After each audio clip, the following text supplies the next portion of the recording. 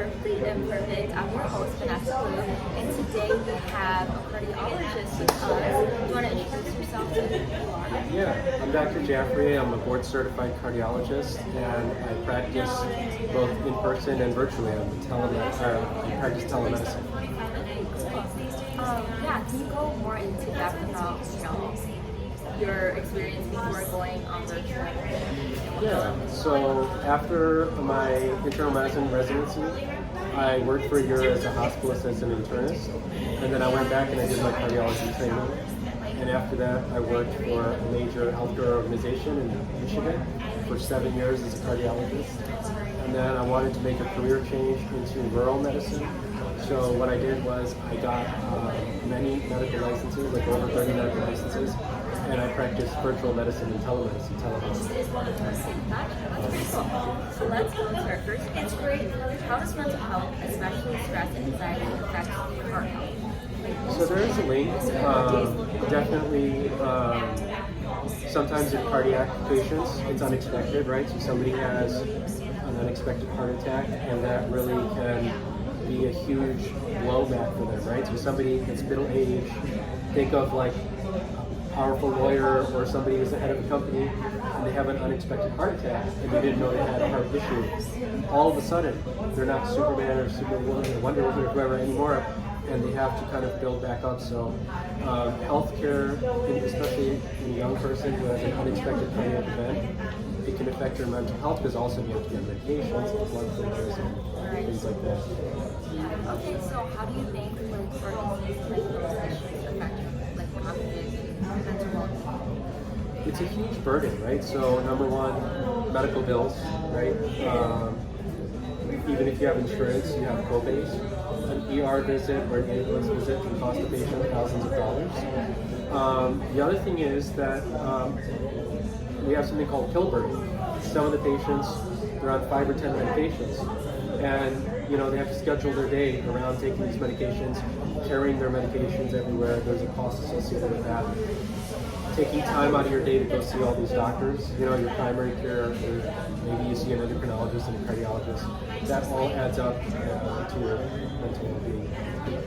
So that's like a lot of stress on you, for everything you have to do and keep up with. It's a lot of stress. So our next question is, how does chronic stress affect your heart? So that's actually something that is, we're still studying this, right? So in addition to looking at like cholesterol, we are looking at markers of chronic inflammation, okay? So it's not just sugar, high blood pressure, high cholesterol. Also, things that cause inflammation can trigger heart disease. So, for example, sleep deprivation, not sleeping well, let's say somebody's sleeping 4 hours a night only, that increases your stress hormone levels, your cortisol levels. That over time can cause health problems, including heart disease. So that's just one example of how stress can lead to, we see all the time patients that they think they're having a heart attack, they think they're having chest pains, but it's really related to stress. So there is an effect there. There's also something called broken heart syndrome. You may have heard of that. So we had a patient once who got mugged, and they came in later that night and they thought they were having a heart attack, they were having chest pains, they had EKG changes and blood work changes, troponin was up, and then they didn't have any blockages at all. It was broken heart syndrome. So that's kind of a spectrum of how stress can play a role on heart health. So for students who are struggling with school and academic pressures and how competitive it is to get into colleges now, what would you say to maintain a stress instead of healthy? I think the number one thing that I remember from when I was younger, I'm not young anymore, but I didn't have good sleep habits. I didn't have good sleep hygiene. I was kind of a night owl, a night person, right? I could do 4 hours of sleep and the next day go to class and be fine. That's right? a lot of students I know. I had a lot of caffeine. right? Yep.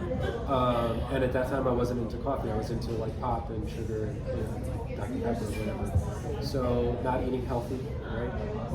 Sleep deprivation, not having a balanced life. When you're young, you can get away with that to a degree. But as you go on in life, that imbalance causes a lot of stress, anxiety, and also it affects your health. It can cause weight gain, and over time, lead to heart disease and fat outcomes. Right. So what would you say to students who are struggling with like bad habits? How to fix that? I think that number one key is sleep, and I know that's hard to do when you have so much work as a student, right? So being very organized and efficient is important, right? So having a schedule and sticking to that schedule. And that's still something that I'm working on, even beyond my student years. But I would say that's the key. And then also eating healthy. So you will be surprised, most medical schools, they only give a half an hour or 1 hour lecture on nutrition in all 4 years. So I wasn't eating very healthy. And it wasn't until I got to med school and my buddies came and they raided the fridge and they're like, what is going on? Why do you have this? Why do you have that? That's not healthy. Don't eat like that. And that was kind of eye-opening to me that, okay, I really need to change things. Otherwise, I could become a diabetic patient or something like that. So are there links to mental conditions like depression, heart disease? Yeah. So, somebody that was healthy, somebody that was, maybe, having a good career, and all of a sudden they've got a heart attack and they've got damage to their heart, and now their heart is only working at 20%. That can cause depression, okay?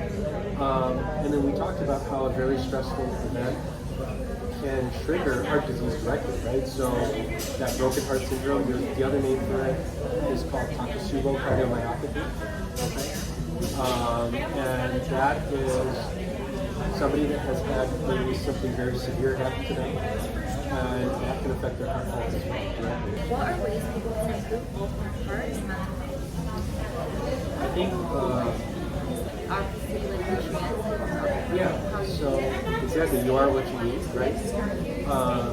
So I think everything in moderation, we've heard this saying before. So I'm not saying you can't go and enjoy sweets or you can't go and enjoy your life, but it has to be a balance. And maintaining that balance, whether it's your sleep, whether it's your work-life balance, whether it's your exercise routine, and risk factor modification, it all has to be in a balance. And do you have any piece of advice to our listeners who are struggling with their mental health right now? Yeah, that's a difficult one. I think that one of the keys is to balance, is to do soul searching.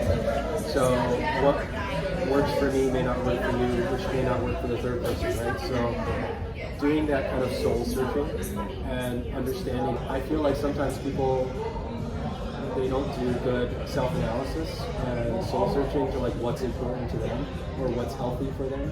And it's like all of that will compound over time if you don't have that self-awareness to kind of tailor,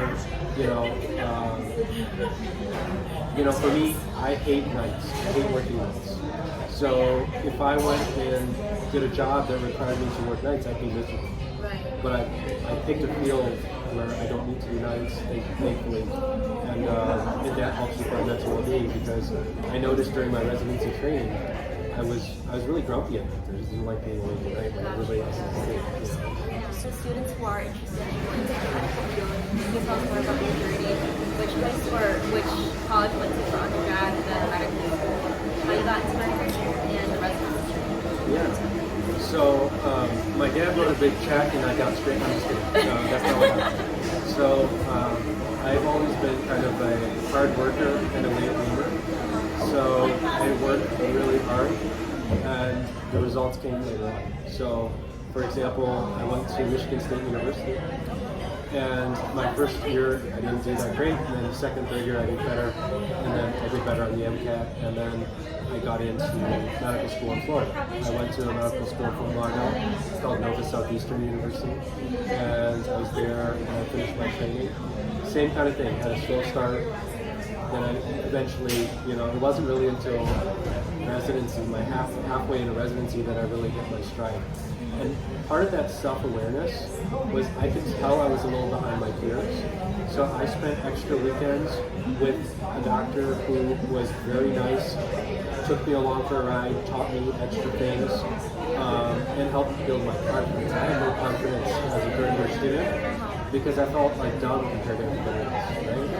But it's a long game. You have to have that long game. So I came back to Michigan, I did my training, and I think went through that both internalizing in cardiology, and then I've been working as a cardiologist. That's great. Why do you think you chose cardiology among other different specialties? Yeah, number one, it's a good mix of like procedures. We were talking about earlier about surgeries and procedures, imaging, so you can be a fake radiologist, you can do CT scans, MRIs, echo scans, clinical, taking care of patients both in the hospital and in the office.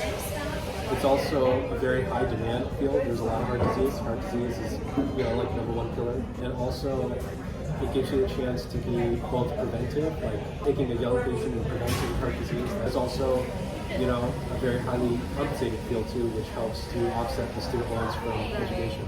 Exactly. So I'm interested in this. What did you do to go through residency and stand out like the application?